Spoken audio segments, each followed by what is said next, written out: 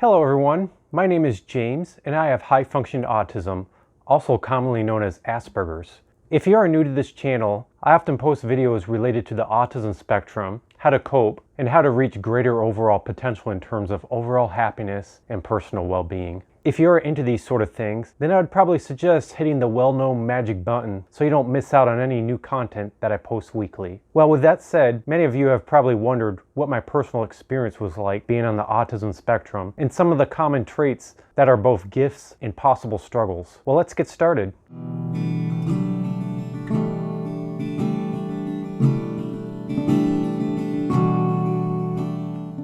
Number one, I have a high sensitivity to certain things and process the environment in ways that may be considered different. I am sensitive to touch, sights, and sounds. I often don't like loud noises, especially sudden loud noises. Whenever I work, I often bring earplugs because the constant loud noises stress me out. I've always been sensitive to textures on certain clothing. When I was a kid, I hated wearing certain clothing. I used to pull the pockets out of my pants, cut the tags on shirts, and pull and tug on the sleeves and collars on my shirts because the textures almost tickled me. I like to wear nice clothing when I go out, but after job interviews, my clothes come right off when I get back to the house. Large crowds and other stimulus environments can really drain me. However, this doesn't mean I enjoy going to clubs and concerts. But in as much fun as I have attending those kind of things, I know darn well I need to unwind in the next day. One time I built a float for the Christmas parade and really enjoyed it, but I was burned out for the next 3 days and almost couldn't do anything. I can sense people's emotions and I often start picking up on them. Due to my sensitivity, I often have to be careful with who can drain my energy. Many people think that with ASD, they lack emotions and empathy, but I find that's furthest from the truth. My sensitivity makes my emotions intense too. I will talk about that in more detail in a few minutes. Number two, I have strong fixations and interests with certain things. I am very interested in power lines since I was a little kid. I used to build them out of the yard out of small trees and wire them up with string. I like to draw a lot and even go on long road trips just to look at all the different power lines and appreciate how each utility is unique, like appreciating culture. I am also interested in trains. I like taking pictures of lightning and frogs. My parents often told me it is unhealthy to focus too much on my interests. It is common for many on the autism spectrum to use their interests as a way to shift their thoughts away from stressful situations. I think it's good to confront challenging situations, but sometimes there's a time and place. I used to think my obsessions were a waste of time even though I enjoyed them. However, as I grew up, I have no regrets for embracing them. Many of my obsessions have brought me my best experiences I've ever experienced in my life. It even helped me meet my wife. Number three, I have a vivid imagination. I used to use my imagination a lot as a kid. However, now that I've grown up to be a young adult, I find I use my imagination even more.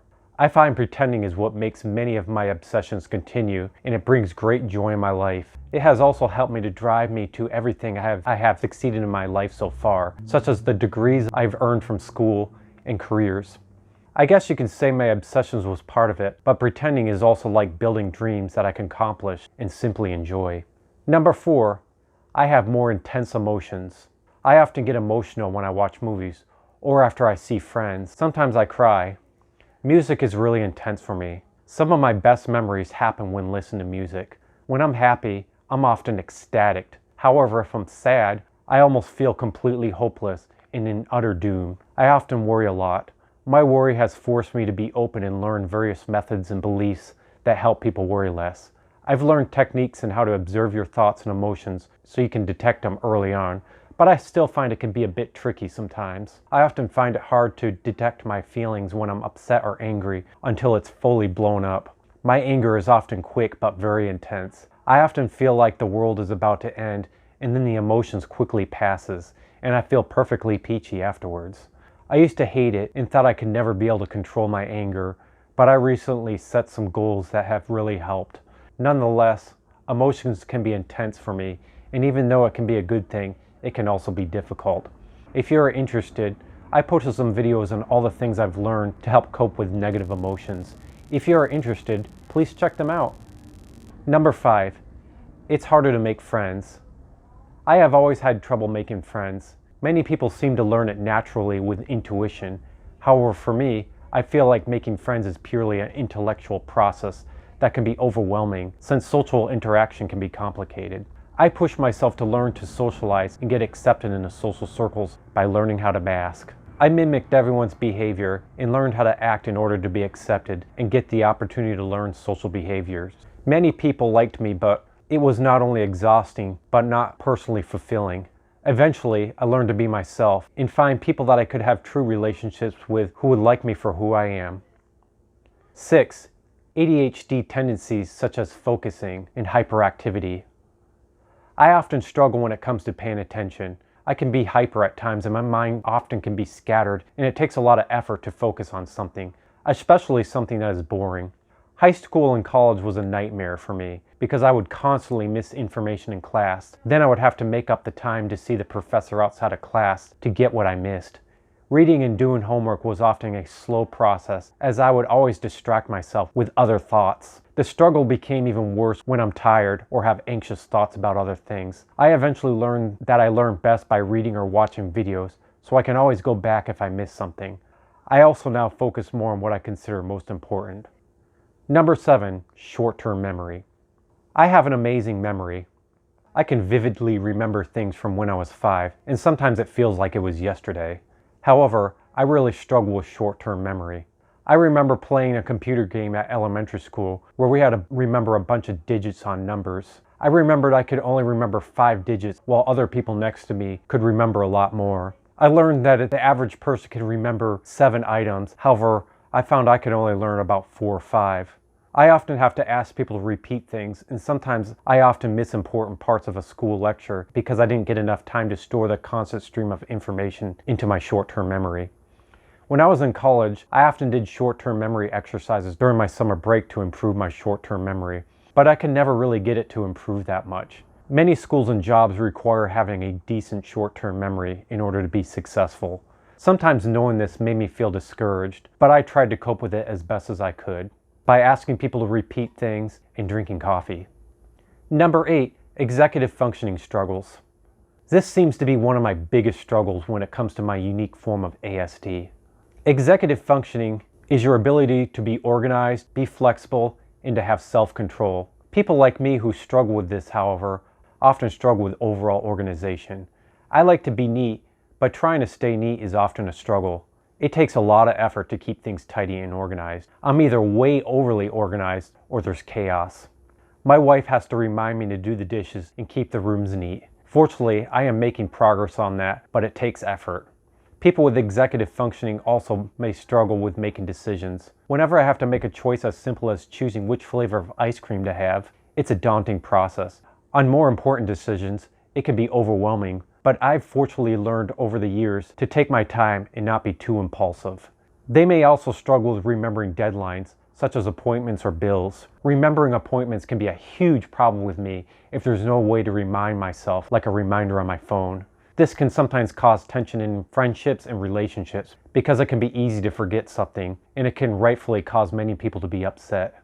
I can consider something to be the most important thing in the world, but once I think about something else, the other thought can be completely forgotten and not remembered until it's too late. I found executive functioning to also be the mother that gives birth to attention deficit disorder and short-term memory, which I've already talked about already.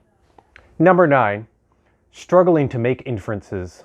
Another trait that seems to feature my form of ASD is the ability to read in between the lines. People often call that making inferences or implying information. I often see things in black and white, and it takes effort for me to see the gray areas and things. This can make reading certain things very hard if it requires a lot of outside interpreting. This made learning about socializing and making friends tougher for me because a lot of socializing often requires reading in between the lines and making inferences. I never enjoyed dating because flirting is something that I still find really confusing. Number 10, struggling with change. I find learning new things can be mentally exhausting for me because of ADHD, making inferences, short-term memory, and keeping anxiety at bay. This can be really exhausting to me. As a result, I often prefer routines I'm familiar with and dislike it when a routine changes. This doesn't mean I dislike doing new things. Sometimes doing new things can be awesome, like if I'm going on a trip, but if I find something is good and it works and I feel comfortable with it, I often don't like it when that changes. Also, if I get excited about something, I find I really struggle with having it become a setback. I not only get disappointed, but struggle over the fact that when I get excited about something, my mind creates a mental world around the thing I'm excited about, and I start imagining it. Then it suddenly becomes a sort of hellscape world of disappointment that is hard for me to snap my mind out of. There was trips I got excited about in the past that I wasn't able to go due to change in plans, and I was upset about it for several months. Number 11, I get exhausted easily. Many of the things that I mentioned that I struggle with, such as masking, coping with various anxiety and sensitivity, takes a lot of energy to deal with, and this often makes me feel exhausted in general. I used to think there was something wrong with me when I never wanted to cook, clean the house, or not want to work 5 days a week. I used to think I was a lazy person and didn't like it. However, I realize it isn't because I don't want to work 5 days a week and keep the house clean. I do. It's just many struggles can deduct your overall energy, and this can cause you to feel more tired and exhausted to do other things. I'm learning to cope with this by recognizing there are some things that give energy and that there are some things that can take away your energy. I try to minimize the things that take away my energy that doesn't benefit me and try to leave time in the day, especially when I'm feeling tired, to do the things that give me energy, like listening to music I like, being creative, or relaxing. I kind of think of it as a bank account. Things that take away my energy are deductions, and things that give me energy is assets. I have talked about different traits that I have experienced having autism spectrum and talked about the ways and how I can cope with some of these challenges.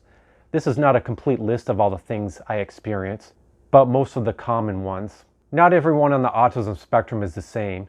Some may have many traits similar to mine. Some may have different traits that are more prevalent while others aren't so much. Many people on the autism spectrum may also experience very similar conditions as I do. However, just about everyone on the autism spectrum has extreme abilities and extreme struggles. And that's the very thing that makes us all similar. And even though the struggles can be a struggle, it is overall a good thing. The positives can make it an overall good thing. If you're on the autism spectrum and would like to share some of your traits, what your experiences are, and ways you've coped, please share them in the comments section. Also, if you have any ideas for topics I could talk about for future videos, please let us know in the comments as well. Please stay safe, healthy, continue to learn new things, and most importantly, love yourself. I appreciate you subscribing and liking our videos, and thanks for watching.